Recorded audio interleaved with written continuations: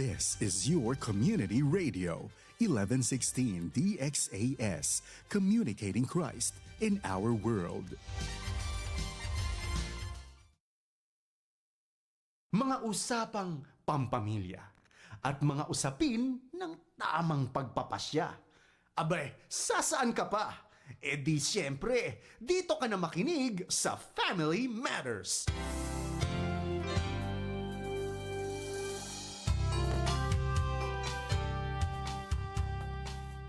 Buenos dias a todo, mayong buntag sa tanan. Magandang araw po ng Tuesday morning sa ating lahat. Kayo ay nakikinig dito sa 1116 DXAS, your community radio, at ito ang programang Family Matters. Kami po ang inyong mga kasama, Dang Estrada. Edna Marcelo, magandang umaga po sa ating lahat. At kumusta ka, Dang? Mabuti naman. Ikaw ay medyo sinisipon-sipon. Uso na naman. Oo. Talaga naman. Nakikisama sa pansin. So, kaya ingat-ingat po. Minom ng vitamins, magpahinga, huwag magpaulan, para iwas-iwas po sa sakit. At kung tamaan, magpahinga din, di ba? Pero yun na nga, ang mga mommies at parents natin parang hindi nagpapahinga eh. Kaya naman yung parang timing din yung topic natin, Ate Edna. Ang topic natin ngayon. Recognizing the signs of parental burnout. Gandang topic. Oo, medyo mahina ata yung voice mo. Medyo kailangan natin ng adjustment. Ayan po. Ayan. So, recognizing the signs of parental burnout. Especially ngayon, Ate Edno, na yung June, nagpasukan na.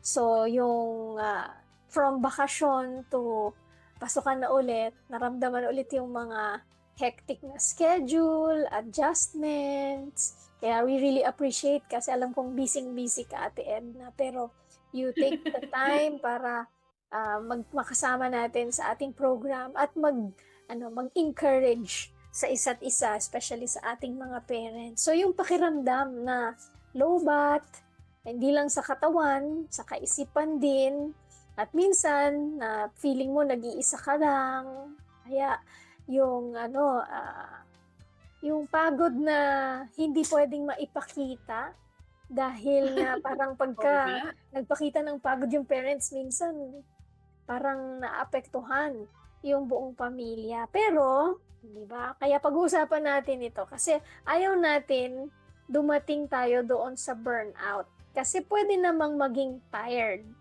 Di ba, Ate Ed? So, yun yung point number 1 natin eh. The difference between tired and burned out. Ano bang ibig sabihin yan, Ate Ed? Dito makikita natin na lahat tayo'y napapagod. Walang exempted dito, di ba, Dang? Walang exempted sa pagkakaroon ng pakiramdam na napapagod ka, no? So ito yung the usual na nararamdaman natin pagka tayo'y hindi na nagpapahinga, yung parang sunod-sunod na, no? Parang hindi ka na humihinga. Basta tuloy-tuloy na yung ginagawa mo. So, yun, nararamdaman natin yung pagod, no? Physically, minsan emotionally, and even yung atin pong kaisipan, napapagod siya sa kakaisip ng mga bagay na dapat hindi natin masyadong pinag-uukulan ng pansin, no?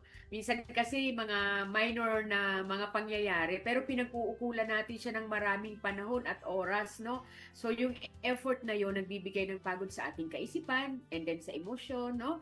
And eventually sa atin pong pangangatawan. Yung burnout naman, ito naman yung pakiramdam na parang nauupos ka na, no? Parang yung emotional fuel mo parang nawawala na, parang natitigang na, kumbaga sa yung sa halimbawa sa sasakyan. So parang nauubusan ka na ng enerhiya, no?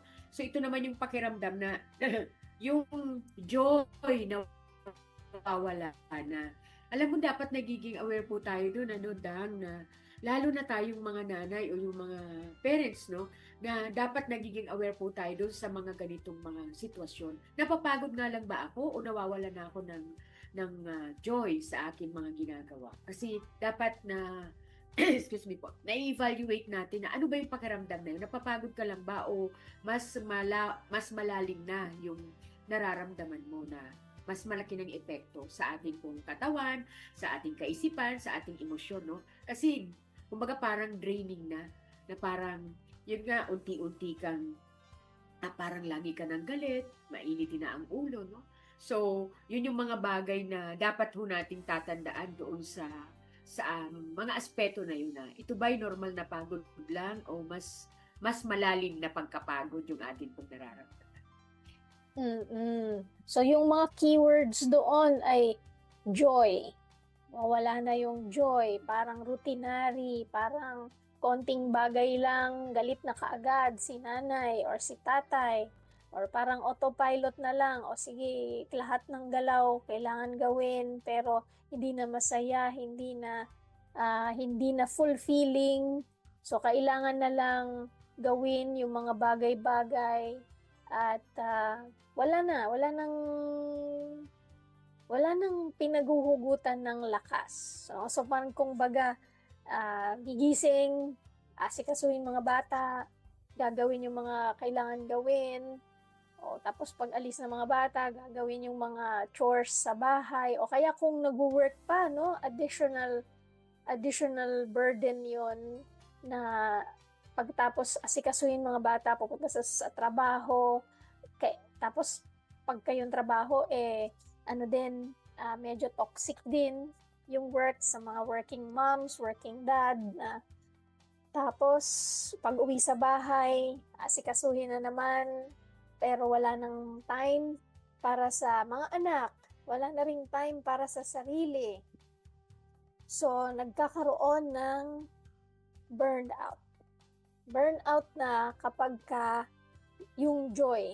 At sa akin, siguro yun yung pinaka-meter nun, yung pinaka-basihan natin na burnout ka na, hindi ka lang pagod. Kasi nga, di ba, Ate Edna, pagka pagod ka, pwede kang magpahinga. Pagtapos mo magpahinga, okay na ulit. Kumbaga, recharged ka na ulit. Pero pagka burnout, kahit anong pahinga, kahit anong tulog, kahit na anong gagawin na bagay, pagod pa rin yung pakiramdam. Kasi nga, emotionally pagod. Pagod na pagod. So, tanong natin sa sarili natin, tanungin nyo po ang sarili nyo, sa scale na 1 to 10, yung 10 ay burnout. Ibig sabihin, wala ng joy, yung na-mention natin kanina. Nasaan po yung energy level nyo ngayon? 1, sabihin, okay na okay. 2, maganda pa yan. 3 hanggang 5. Yung 5, middle na yan. So, ibig sabihin, kailangan ipagtuunan na natin. Anong gagawin natin para hindi tayo pupunta doon sa 6, 7, 8, 9, or 10, yung being burnout. Diba? So, ano ba yung pupwedeng mga gawin? Ikaw ba, Ate Ed, anong ginagawa mo kapag ka nararamdaman mo na, or parang may mga red flags na sa'yo, na hindi ka na masaya, hindi ka joyful sa ginagawa mo, mababa na yung emotional fuel, ano yung ginagawa mo para hindi ka mapunta doon sa burnout?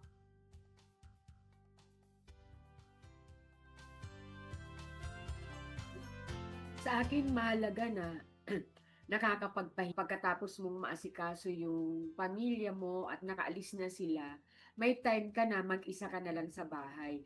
Gawin natin, ginagawa kong opportunity yon para magawa ko yung mga bagay na gusto kong gawin. For example, magbabasa ako, makikinig ako ng mga worship songs, no? Kasi nakakagaan siya sa aking pakiramdam. Tapos, ino-acknowledge ko sa sarili ko, parang sobrang pagod ko.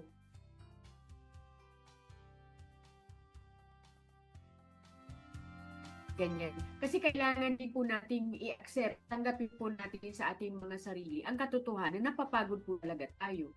Diba? Tapos ako minsan ganon yung sinesearch ko yung sarili ko, ini-evaluate ko yung sarili ko na bakit parang lagi akong bugnutin. Excuse me. Kasi 'di ba, parang siguro yung pagod mo, for example, the same time pagod ka, hindi maganda yung response ng katawan mo. No po, kasi wala kang pahinga. So ako, ano po, nagiging, lalong nagkakaedad ako, kailangan kong binabantayan yung mga ganong klase ng emosyon na meron ako. Kailangan yung, pag nakikita ko na, bakit parang walang saya doon sa mga ginagawa ko na. So, ang ginagawa ko, it's either natutulog ako, no, mga ilang oras, pagkaalis nung pamilya ko, at nasa trabaho na si Arnold, nasa eskwelahan, natutulog ako. Tapos, tsaka na lang ulit ako pag na-recharge ako, tsaka na lang ulit ako gagawa ng mga bagay na kailangan kong gawin. Tapos, tsaka ulit ako mag-aaral, tsaka ulit ako magbibigay ini-encourage ko yung sarili ko na dapat malagpasan ko yung ganung pakiramdam. Kasi kung hindi, iba yung magiging response ko doon sa mga bagay na nangyayari sa paligid ko. Yun yung yung sensitivity ba so kailangan nating mag-stop, i-recognize natin kung anong nararamdaman natin. At the same time, i-acknowledge ko na pagod ako. So, kasama kasi doon yung natin, yung gagawin natin, kung paano tayo magre-react na kaalinsabay ng atin pong spiritual na buhay, no? Kung paano tayo kakatagpuin ng Panginoon sa ganung sitwasyon. Napakalaking bagay kasi nun para sa akin. Ako personally ganoon. So ako, lalo na ngayong, yung kagaya po ng sinabi ko kanina, lalo na ngayong nagkakaroon or naedad ako, iba na yung response ng katawan ko. Hindi na siya gaya ng dati na talagang sige lang ako ng sige. Pero ngayon, pagka, kagaya niyan, for example, nakakasakit na ako, no? So, ang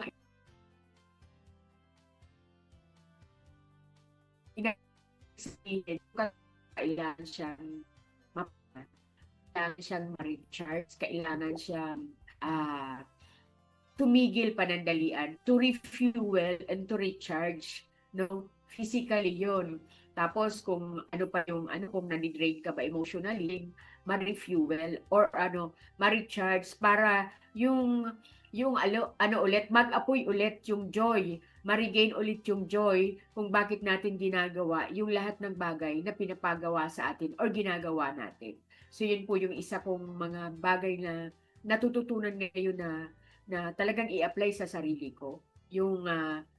Yung magkaroon ka ng personal time na mas ma-reflect mo yung sarili mo na bakit ganito na yung nararamdaman mo, bakit sobrang feeling mo sobrang pagod physically, no? Kasi may mga factor dyan po pwedeng dahil sa iba-ibang piniplay natin na role, no, bilang mga nanay, bilang mga magulang, so nagkakaroon doon ng mga kiskisan. What I mean yung kiskisan, yung doon sa mga pwedeng kiskisan sa mga schedules, yung priorities natin. Kasi sa dami ng mga ginagawa natin or mga responsibilities natin, maaaring nagkakaroon ng kiskisan yung mga bagay na ipa-prioritize mo. So, dapat setting of priorities, ano ba talaga yung dapat unahin, ano yung pwede mo nang hindi mo na unahin. So, yun po yung mga isa lamang po sa akin pong mga personal na ginagawa. Kapag ako'y nandoon sa punto na parang wala na akong sigla or hindi ko nakita or hindi ko na nararating sa sarili ko na Napakahalaga nung self-assessment, Ate Edna, no, na mention mo na yung self-time din, yung time na mag-isa ka, kung kailangan matulog, kasi minsan yun yung nag-aano sa atin nag-drain ng energy natin na para bang kailangan natin habulin na lang ang lahat ng bagay. Pero marirealize natin na hindi natin talaga ma-accomplish lahat. Hindi natin matatapos lahat. At na-mention mo din na yung edad, naku, malaking factor talaga yan. Dati, kayang-kaya natin yung puyatan Pero habang tumatanda tayo, hindi na. So, bumababa din yung ating physical stamina. So, kaya maganda din na tinitrain talaga natin yung mga bata na sila mismo, they can take care of themselves. Kaya na nilang ayusin yung mga baon nila, especially pagka medyo mga teens na sila, na hindi na lahat tayo yung mga kwarto nila or mga gamit nila, sila na yung nag-aasikaso, hindi ba? So, kasi that's also teaching them to be responsible, na yung si nanay or si tatay, may kailangan din talaga ng pahinga, especially kung working din sa all throughout the day. So, yung time with yourself, time with the Lord, yan, napakahalaga niyan, na kasi yung joy natin, doon manggagaling yun, sa relationship natin sa Panginoon. Ako, din yan pagka madaling mairita, madaling magalit, ina-assess ko yun. Baka hindi ako, nagtitake ng quality time with the Lord. Tapos napagbubunto na natin yung mga anak natin at tayo, syempre minumodel din natin yun. So doon, napakahalagang assessment para hindi tayo dadating doon sa burnout. So, pagka nararamdaman yung tired ka na, pagod ka na, pahinga. Di ba, Ate Ed? Pahinga. Kasi pagka hindi mo yan ipinahinga, mapupunta ka talaga sa burnout. Yun yung ayaw natin. Ayaw natin na hindi natin na-assess yung ating emotional fuel, hindi natin na-assess yung ating joy meter. Hindi ba? Kasi pag wala kang joy, hindi ka makakapag-alaga ng maayos. No? Hindi tayo makakapag-love ng maayos sa ating mga anak. So, tingin ko din, karugtong nung number 1, natin, na yung burnout is nangyayari kapag yung ating iniisip ay yung guilt trap. Yung number 2, guilt trap of being a perfect parent. Kasi parang gusto natin perfect lahat.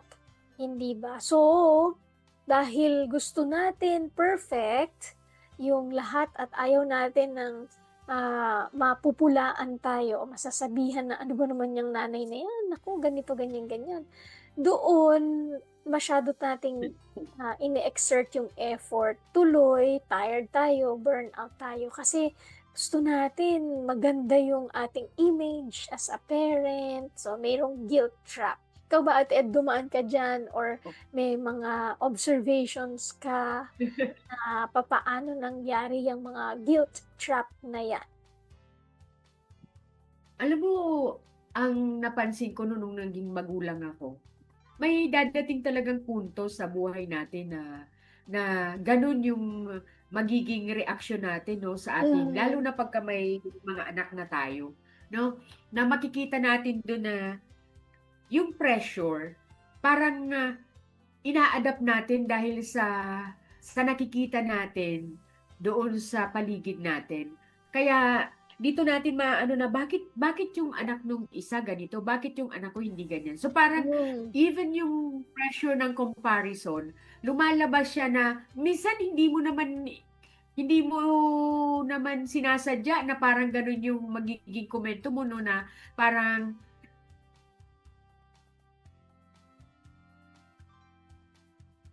hindi lang siya negative, hindi lang yung ikaw pati yung yung mga anak mo dumadating sa punto na ganun. Dumaan ako to nung mga bata-bata, dalawa kong anak. Pero alam nyo, yung nakakatuwa doon, kapag namapunta tayo doon sa ganung klase ng guilty feeling, no, bilang isang magulang. Kasi kagaya niyan, for example, yung expectation, isa sa nagiging dahilan kung bakit tayo nagkakaroon ng mga guilty feelings as parents because of our expectation.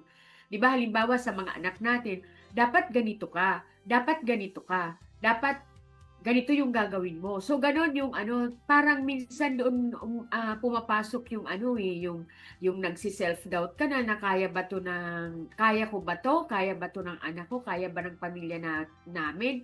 Yung expectation na inilalagay natin dahil sa pwedeng iniisip natin, sabi mo nga kanina, ano yung isipin ng ibilang magulang? Kasi ang laking ano nun yung fact na kaya ginagawa mo ang perspective o ng pananaw o ng pagkakilala ang mga tao sa mga anak mo, sa sarili mo, sa pamilya natin. Kasi 'di ba ano yun, kawing-kawing yan Kasi 'di ba kaya nagkakaroon na ng bakit hindi tayo ganito? Bakit ganito lang yung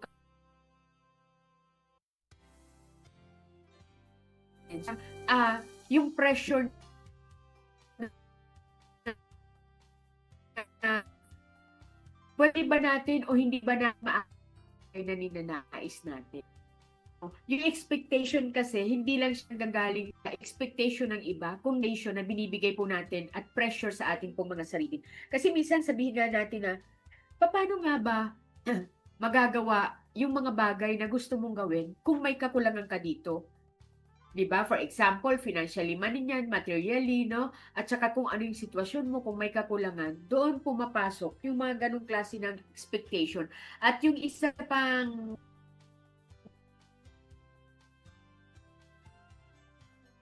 bigla, pagka hindi natin maibigay ng magulang yung mga ninanais or yung desire natin na maibigay natin sa ating pong mga anak, mas matindi yung guilt na nararamdaman natin. Pero nakatuwa lang, no, yung matutunan nating mga magulang. Ako personally, yung matutunan natin na maging kontento tayo. Na hindi natin ikukumpara yung ating mga sarili, yung parenting style natin, o yung paano tayo nagpapalaki sa mga anak natin, dapat hindi natin siya kinukumpara sa kung paano pinalalaki yung iba. Kasi kanya-kanya tayo ng ng standard sa atin pong pagpapalaki ng atin pong mga anak. Kaya dapat doon kung paano tayo bilang mga magulang at kung paano yung mga anak natin kaysa sa iba. So yun po yung isa sa at ang ganda nung pagpapaalala ng Panginoon dito na ang naisin lang naman ng Panginoon, yung maging tapat tayo doon sa responsibility na ibinigay niya sa atin o yung panawagan natin na naging magulang tayo o yung panawagan bilang mga magulang. Kasi pag naunawaan po natin na ang mga anak natin ay pahiram lamang po sa atin ng ating pong Panginoon, mas maiintindihan natin, nahihingi natin sa Diyos yung wisdom kung paano po natin manunurture ng maayos yung ating pong mga anak. Kaya ang halaga po lang na hindi lang yung sarili nating mga wisdom o yung mga kaalaman natin, hindi lang yung mga practical na mga kaalaman natin, kundi mas saliksikin natin ano ba yung sinasabi ng ating Panginoon doon sa kung paano natin papalakihin at paano natin gagabayan ang ating mga anak. Kaya ang ganda po na talagang babalik tayo dun sa basic. Ako personally ganun yung naging experience ko. Oo nga na-realize ko, pahiram lang sa akin ng Panginoon ang mga anak ko. Hindi ko sila pag-aari. So hindi ko dapat sila pinalalaki sa kung ano yung gusto ko lang. Kundi ano ba yung purpose ng Panginoon, bakit binigay sa akin tong mga anak na tayo. And ang ganda kasi naayos yung relationship, mas naging ako, parang mas naging tawag nito, mas naging payapa ako bilang nanay na hindi ko kailangan gawin yung mga bagay na makakasakit sa sarili ko at saka sa mga anak ko. Pero syempre talagang process yun. Kasi lahat naman po ay hindi pwedeng magbago ng overnight. So process at natutuwa ako na yung asawa ko ay naging kabahagi doon sa paglilinang din kung paano ako magiging tapat at magiging maayos na nanay sa mga anak ko. Kasi kung hindi, talagang yung pagtutulungan ng mag-asawa doon sa ating paggabay sa ating mga anak sa kanilang paglaki ay napaka-importante. Kasi po pwedeng hindi tayo aware na iba pala yung effect ng ating mga expectation sa ating mga anak, So, napakahalaga na nababalanse ng atin pong mga kabiyak at siyempre sa tulong ng Panginoon, yung atin pagsasabuhay kung ano po talaga ang kailangan at nararapat na gawin para sa pagpapalaki ng ating mga anak.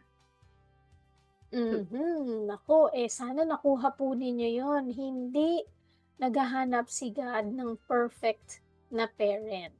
hinahanap po niya ay yung faithfulness natin to walk in step with Him. Kasi nga, tama yun eh, hindi tayo yung may-ari ng buhay ng ating mga anak. Tayo ay mga stewards, taga-pangalaga ng ating mga anak. At yung pagod ay senyales na tayo ay mga tao at hindi yun kahinaan. Di ba? Na kailangan na palagi talaga tayong lumalapit sa Panginoon. Lord, hindi ko kaya ito.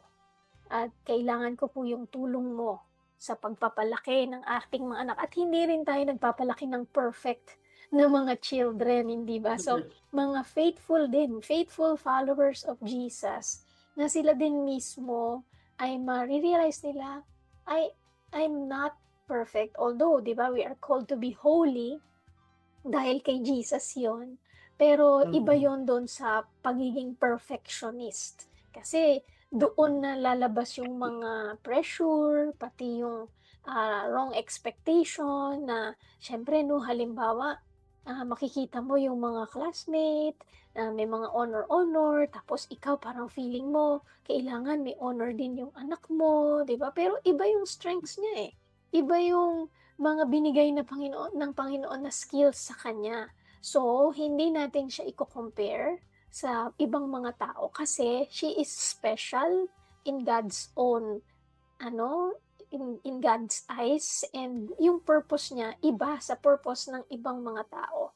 So, yun yung idinidiscover natin para sa kanila, kaya dapat hindi tayo magigilty kung hindi magiging, dependent sa Panginoon sa pagpapalaki sa kanila at sa paggabay sa kanila at sa pagdevelop ng mga talents, ng mga skills na meron sila para ma-fulfill nila yung purpose ng Panginoon. So minsan din, di ba Ate Ed, nanggagaling yung ating pressure at yung ating burnout kasi nga ito yung naiisip natin, kailangan perfect tayo.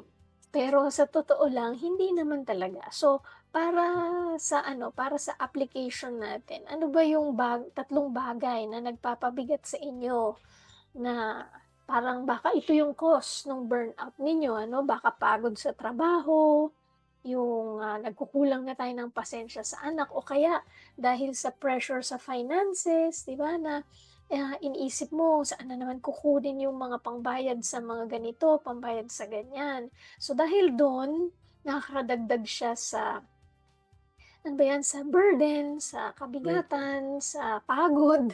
Di ba? Ang hirap. Nakakapagod kayo mag-isip ng pagbabudget kung walang iba-budget, di ba? So, especially sa hirap ng buhay ngayon. Pero lahat ng yan, di ba? Lahat ng mga kabigatan po na yan, pwede nating ibigay sa Panginoon. Kaya nga yung magandang reminder palagi, sana po ilagay nyo to sa inyong, sa inyong bahay o kaya sa i-memorize, di ba Ate Ed? Matthew 11:28, Come to me all you who are weary and burdened and tired, and I will give you rest. So kapag araw-araw pwede nating ibigay, Lord, kulang na naman ng budget, Lord, nag-away kami ng anak ko, Lord, yung aking trabaho sobrang nakakapagod talaga, Lord, nawalan ako ng pasensya sa anak ko. Tulungan mo ko. Yung lagi nating i-confess sa Panginoon yung ating mga kahinaan kasi yun yung magbibigay sa atin ng kalakasan para malaman natin kung paano natin haharapin, paano natin aayusin yung mga bagay na hindi talaga natin kayang ayusin, hindi ba? So, yun po, maiiwasan natin yung burnout, maiiwasan natin yung sobrang pagkapagod kapag nakikita natin yung kapangyarihan ng Panginoon kumikilos sa atin. Hindi ba, Ate? So, kailangan ma-recognize natin yan. Ano ba itong mga signs? Para bago tayo mapunta dun sa breakdown or burnout, magulat na lang yung natin, pamilya natin, ano nangyari. Diba? Bago pa doon, napakahalaga na ito, everyday yan diba Ate Ed? Everyday na surrender sa Panginoon. Yeah, kasi sabi nga, ano daw, sa umaga pa lang, lagi Mhm. na natin ipanalangin na, Panginoon, tulungan mo ako, kailangan kita sa araw na to. Yes. Araw-araw talaga yan. It's a daily surrender and a daily walk with God. And ako personally, and I'm sure si Ate Edna, magte-testify lahat kami na kapag ka palagi nating inuuna sa Panginoon at ibinibigay yung lahat ng ating mga kabigatan, may kasagutan, merong provision, merong protection, merong ibibigay na kalakasan para sa ating pangangailangan. So, sa ating mga listeners ngayon, baka you feel so burdened, di ba? Matthew 11:28, come to me, yan po yung invitation ng Panginoon. Lapit po kayo at ibigay yung mga, mga kabigatan na yan, at bibigyan kayo ng kapahingahan ng ating Panginoon. So, habang mini-meditate niyo po yan, habang hinahanap niyo yung verse, Matthew 11:28, mag-break tayo sa isang awit at sa ating pagbabalik, pag-usapan natin yung ating last point at manalangin tayo para sa isa't isa. Magbabalik po ang Family Matters dito sa 1116 DXA as your community radio.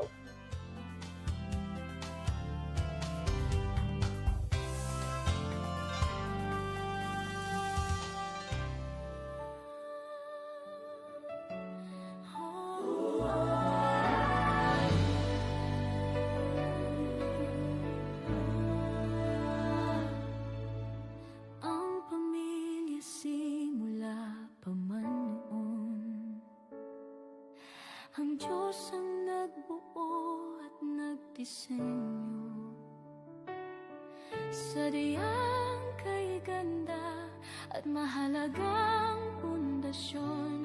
Tayo ay bahagi ng dakila niyang plano.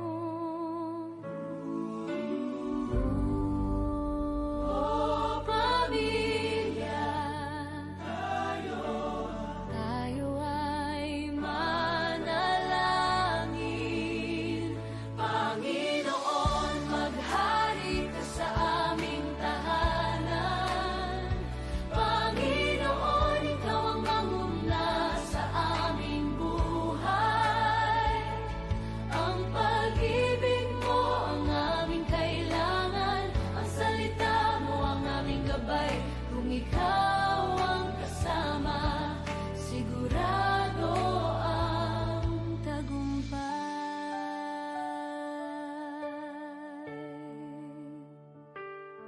Sa gitna ng pagod at ingay ng mundo, may isang silungan na laging totoo.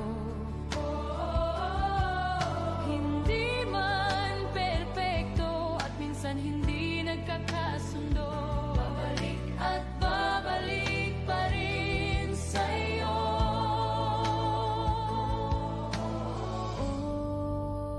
Oh, pamilya, tayo ay manalangin. Panginoon, maghari ka sa aming tahanan. Panginoon, ikaw ang manguna sa aming buhay. Ang pag-ibig mo ang aming kailangan. Ang salita mo ang aming gabay. Kung ikaw ang kasama, sigurado ang tagumpay. Bawat ama, ina at anak, bawat mag-asawa, lolo at lola, Panginoon, sa iyo namin inaalay.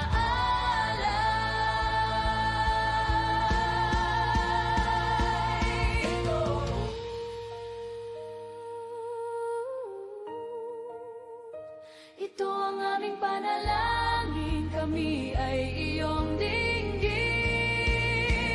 Panginoon, maghari ka sa aming tahanan. Panginoon, ikaw ang manguna sa aming buhay. Ang pag-ibig mo ang aming kailangan. Ang salita mo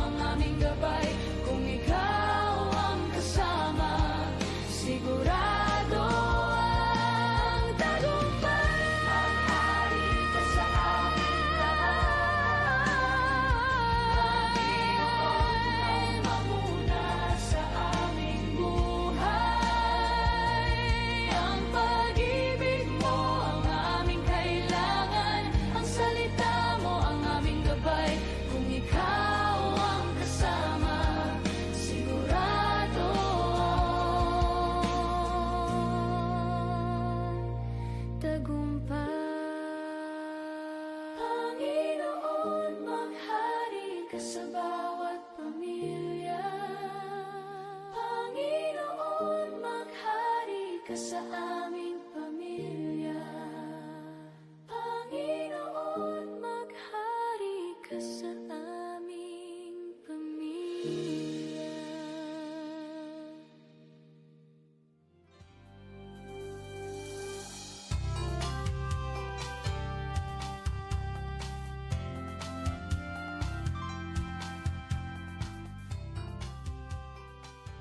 At kayo pa rin ay nakikinig sa 1116 DXAS Radio Komunidad. Ito po ang programang Family Matters at kami po ang inyo pong mga kasama. Edna Marcelo, At ako naman Dang Estrada. ang DXAS ay isa sa mga himpilan ng Far East Broadcasting Company at kasapi sa kapisanan ng mga broadcaster ng Pilipinas. Ang FEBC ay isang non-profit, non-commercial, and donor-based radio station.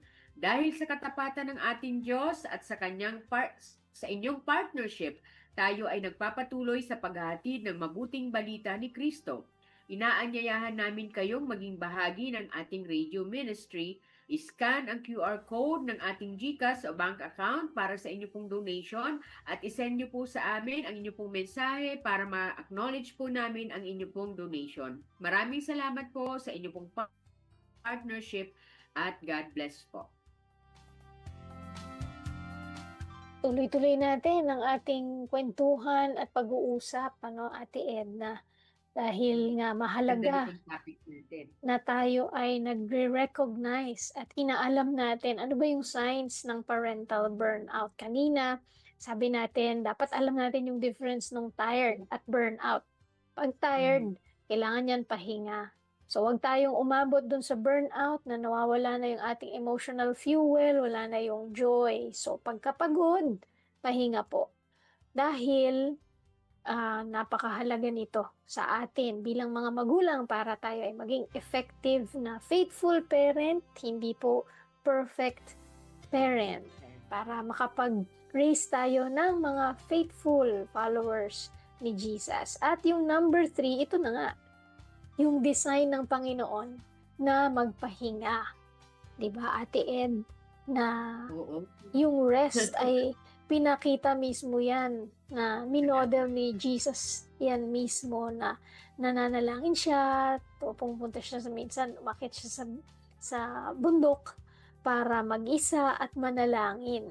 Kasi tayo ay nilikha niya at bahagi ng command din niya, di ba? Remember the Sabbath day by keeping it holy. At yung Sabbath ay panahon para magpahinga. Hindi nga to yung kasi minsan parang feeling natin, Ate Ed, pagka nagpahinga, tamad na. Pero Oo. hindi di ba? Hindi naman yun katamaran. Ang sinasabi natin dito, pahinga para meron tayong recharge para sa susunod na mga araw. Hindi naman din ito yung, iba din yung tamad talaga, Ate Ed, na parang isang buwan na yan, 2 buwan, 3 buwan na yan, parang hindi ka pa rin bumabangon, So, yun, iba na yun. Iba na yun, So, Iba na. minsan umaabot na yun sa Tapos anxiety ngayon. and depression. So, kaya kailangan niya, ina-assess natin, hindi ba, Ate Edna, na pagpagod pa lang, para magpahinga ka na agad.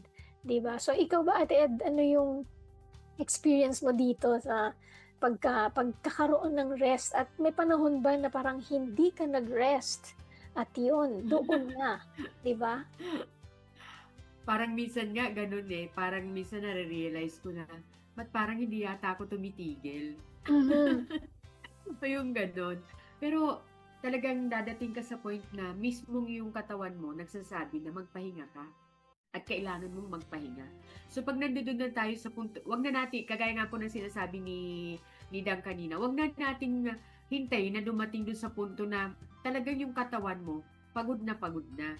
Pati yung emosyon mo apektado, pati yung kaisipan mo apektado, yung lahat ng aspeto ng buhay mo naapektuhan ng sobrang pagod. Na akala mo okay lang yun, pero hindi siya okay.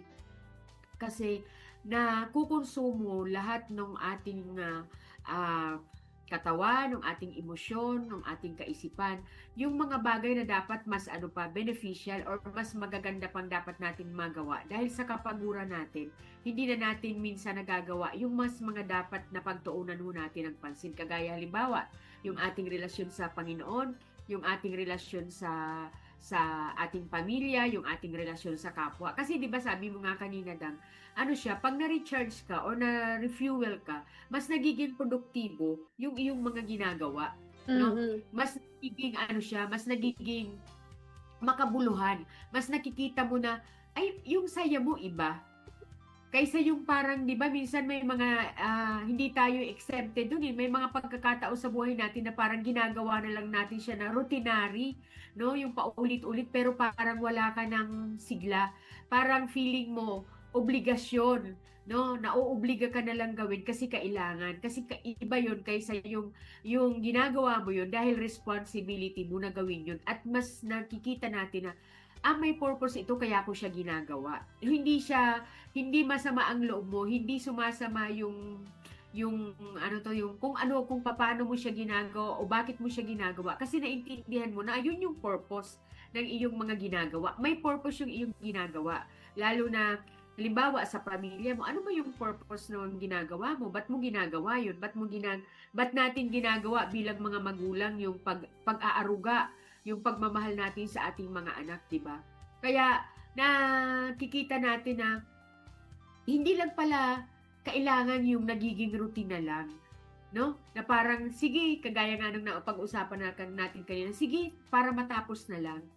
'Di ba minsan kahit na tayo pag nakakapag-komento tayo ng sige gawin na natin para matapos na lang. Parang napipilitan ka lang gawin o tapusin ng ang isang bagay na para lang matapos. So, mas hindi natin doon nakikita na ba't kailangan nga ba natin gawin to? So, nawawala yung essence, no?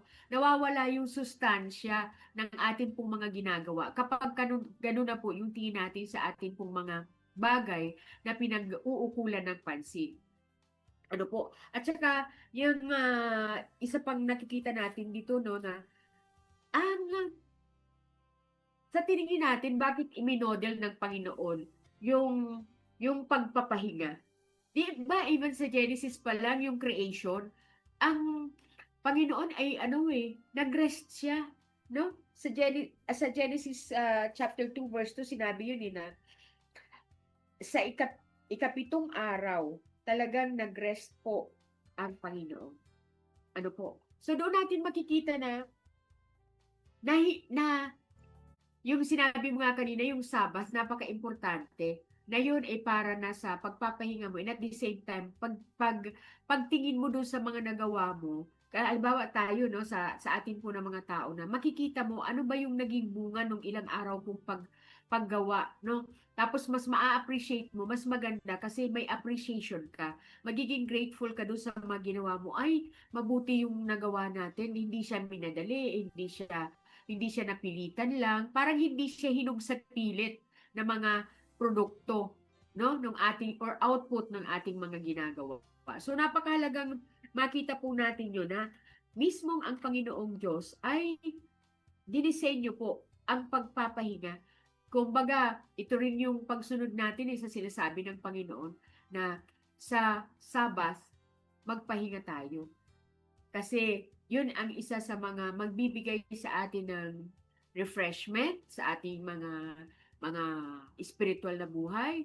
Nire-refresh tayo, nire-refuel tayo, nire-recharge tayo dahil pinagtutuunan na natin ng pansin yung pagpapasalamat sa ating pong Panginoon, yung pagsamba natin sa Kanya na Panginoon, sasambahin kita sa lahat ng mga bagay na ginawa ninyo sa buhay ko. Sa lahat ng bagay na kayo ang gumabay sa mga bagay na ginawa ko.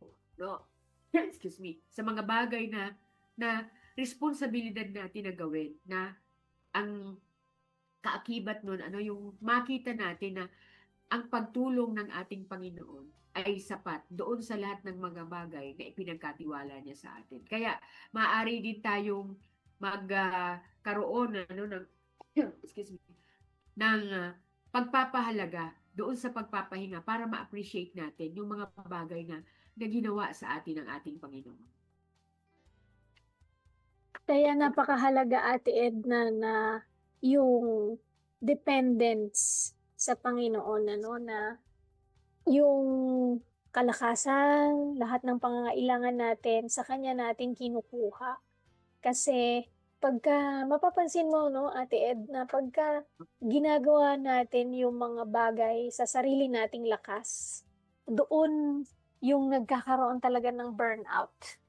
Ako, yan yung aking personal na ano na experience, na pagka feeling ko kailangan kong gawin lahat, kailangan ko tapusin, tapos lumalabas yung pagiging perfectionist na tinatago natin sa mask na kailangan excellent lahat ng bagay, pero hindi na Bawal dahil magkamali. hindi na dahil gusto mong i-glorify si God, kasi gusto mong pangalagaan yung sarili mong credibility or sarili mong pangalan.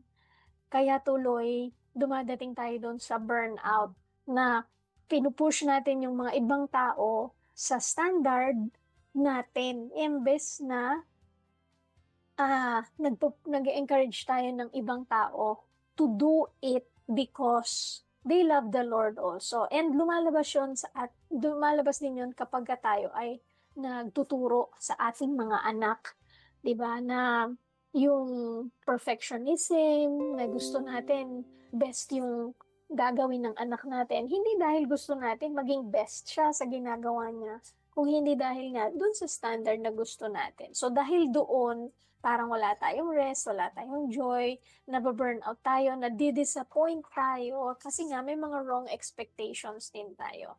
So napakahalaga po na nagpapahinga tayo sa Panginoon. Yun ating yung ating encouragement, ang ating challenge sa ating mga listener ay mag-commit o maglaan yung kahit na ano lang, 'di ba, Ate Ed, kahit na 15 minutes lang araw-araw para mag-refuel tayo. Yes, Diba? power Makinig. nap, kumbaga. Madaming ways to refuel. Oo. Yan, isa yan, mag-power nap, makinig ng paborito mong music, maganda, praise and worship music, magbasa ng maikling devotional yan, or magbasa kahit 1 chapter a day lang ng Bible, tapos walang hawak na phone. Yan, walang hawak na Yan, maganda phone, yan. o kaya hindi nag-iisip ng household chores, o kaya hindi nag-iisip ng mga budget and all. Ano lang talaga, focus lang sa Panginoon. Focus lang na maghintay sa sasabihin niya mula doon sa word niya, na para i-refresh niya tayo. Hindi ba? Ganun yung rest Yung bang upo ka lang, maghihintay ka, makikinig ka sa Panginoon para i-refresh niya tayo. Sabi nga, we cannot give what we do not have. So kung hindi natin ninonourish yung ating relationship sa Panginoon, hindi natin mananourish yung ating mga anak doon sa ways ng Panginoon, sa mga plano niya, 'di ba? Kung irritable tayo, tapos ganun yung pagtatrato natin sa ating mga anak, most likely ganun din sila, 'di ba? Yun din yung magiging response nila, or dadalhin nila sa school ba yan, sa atin, sa paano tayo makikipag-usap sa kanila, 'di ba? So, kaya napakahalaga na tayo ay hindi aabot doon sa burnout. Na meron tayong joy, meron tayong peace, yung fruit of the Spirit, 'di ba, Ate Edna? So, yung fruit ay lumalabas kapag tayo ay palaging nananatili doon sa vine. Nananatili tayo sa Panginoon kasi siya yung magbibigay ng lahat ng yun.